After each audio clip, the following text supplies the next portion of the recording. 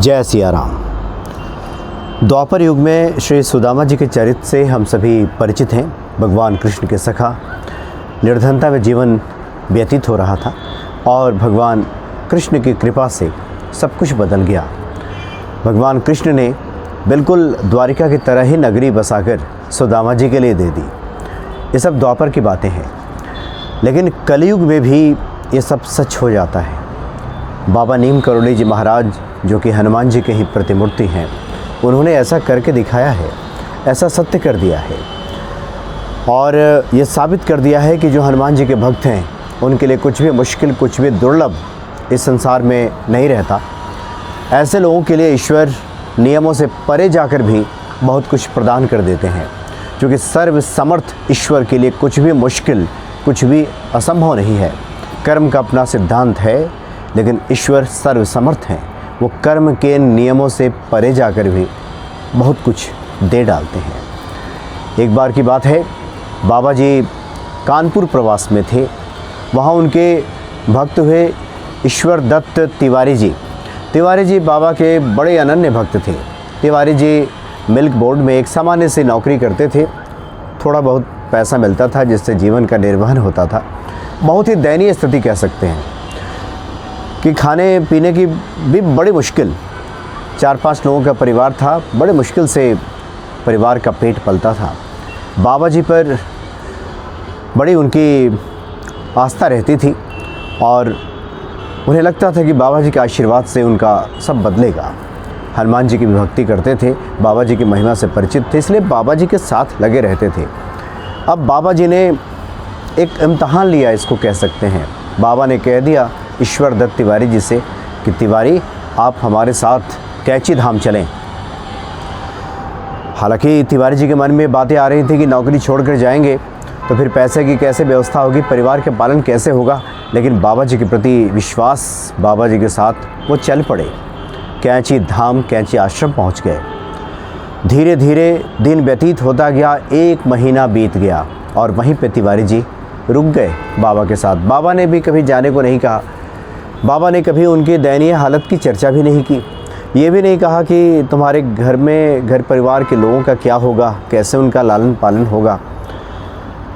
तो ये सब स्थिति रही। इस तरह से 1 महीना बीत गया। अचानक एक दिन तिवारी जी के घर से कैची आश्रम के नाम से एक पत्र आया और ये पत्र तिवारी जी के घर से आया था, कानपुर से। उस पत्र को पढ़ने के बाद तिवारी जी रोने लगे, फुट फुट कर रोने लगे। उनके जो दोस्त एक वाजपेयी जी, जो उन दिनों वहीं पे कैची ही आए हुए थे, वो भी कानपुर के ही रहने वाले थे, अचानक उनके कमरे में गए जहाँ पे तिवारी जी ठहरे हुए थे। देखा कि तिवारी जी रो रहे हैं। उन्होंने कारण पूछा कि क्यों रो रहे हैं, तो उन्होंने अपना पत्र दे दिया कि इसे पढ़ लीजिए। बड़ी ही दयनीय स्थिति की चर्चा उस पत्र में की गई थी परिवार की तरफ से, और ये कहा गया था कि परिवार दाने दाने को मोहताज हो गया है, 2-3 दिन तो खाए हुए हो गया है। बड़ी मुश्किल से ये चिट्ठी लिखा गया है कि अब आप कुछ व्यवस्था कीजिए। आप तो वहीं जाकर के रह गए बाबा जी की सेवा में, लेकिन इधर परिवार का क्या होगा, ये आपने इसकी तनिक भी चिंता नहीं की। ये सब सुन कर के, पढ़ कर के तिवारी जी रोने लगे थे।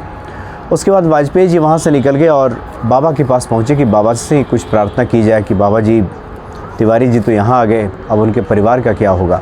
आप इन्हें जाने की अनुमति दें कि वो जाएं वहाँ और कुछ काम धंधा करें, अपने पुरानी नौकरी पे ही जाएं, कुछ व्यवस्था करें जिससे परिवार का खर्च चले। यही सोचकर वो बाबा के पास पहुँचे वाजपेयी जी, लेकिन बाबा ने उन्हें देखते ही कहा कि तिवारी रो रहा है क्या, उसे मेरे पास लेकर के आओ।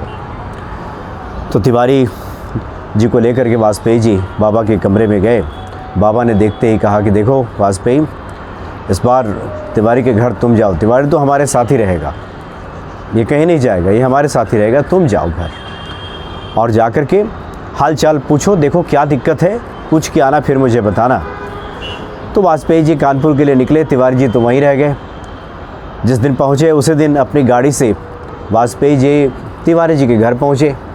तो वहाँ देख करके चंभित रह गए। घर की स्थिति तो बिल्कुल बदल गई थी, सब लोग प्रसन्न चित्त दिखाई दे रहे थे।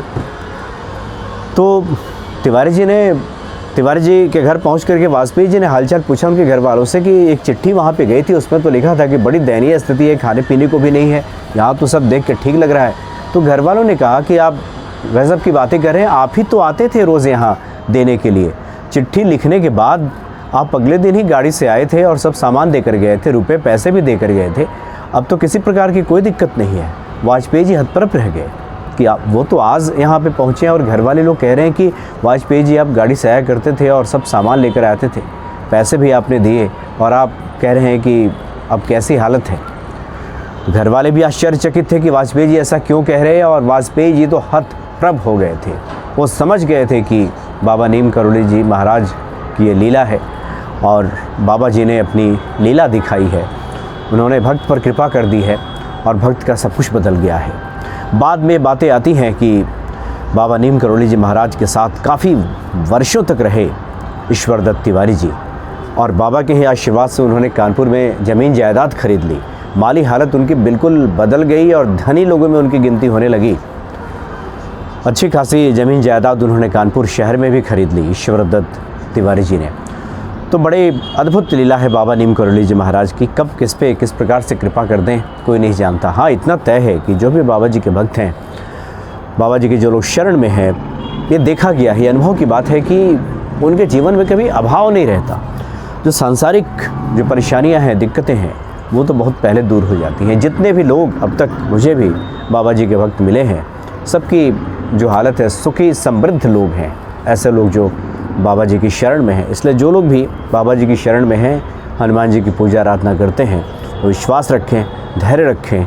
आने वाले दिनों में बाबा जी की जब कृपा होगी तो सब बदल जाएगा, सारे मनोरथ पूर्ण हो जाएंगे। जो दायक फलचार सब मिल जाएगा, जो चाहिए जिसको सब मिल जाएगा। जय सिया राम।